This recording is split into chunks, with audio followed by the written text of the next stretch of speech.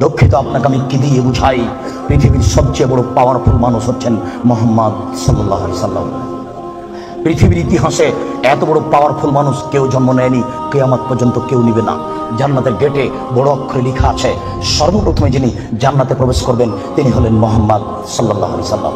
জান্নাতের ভিতরে একটা ঘর আছে, সেই ঘরের ভিতর দিকে একজন ফেরেশতাকে দাঁড় করে রাখা হয়েছে, এখনো উপস্থিত। তাকে বলা হয়েছে, কেউ যদি বাহির থেকে এসে ঠক ঠক করে শব্দ দেয়, কে যদি বাহির থেকে বলে মুহাম্মদ, তাহলে এই দরজা খুলে দিও। এই ঘর মোহাম্মদ ছাড়া কারোর জন্য খোলা হবে না। আপনার আমি কি দিয়ে বুঝাই মোহাম্মদ সাল্লাল্লাহু আলাইহি সাল্লাম কত বড় পাওয়ারফুল মানুষ।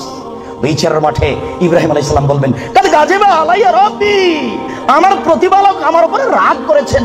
মা গাজিবা মিন কাবল বাদ, আমার প্রতিপালক এরকম রাগ পূর্বেও কোনোদিন করেননি, ভবিষ্যতেও কোনোদিন করবেন না। নাফসি নাফসি, আমার যে কি হয় তা আমি নিজেই বুঝি না।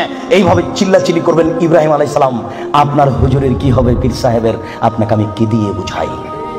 শুনুন, ওই সময়তে মুহাম্মদ সাল্লাল্লাহু আলাইহি সাল্লাম সিজদায় পড়বেন, তখন আল্লাহ বলবেন, এই ফারাসাক সালতুতা আসফাতু সাফা, মুহাম্মদ মাথা উঠান, বলেন, যা বলবেন তাই মেনে নিব।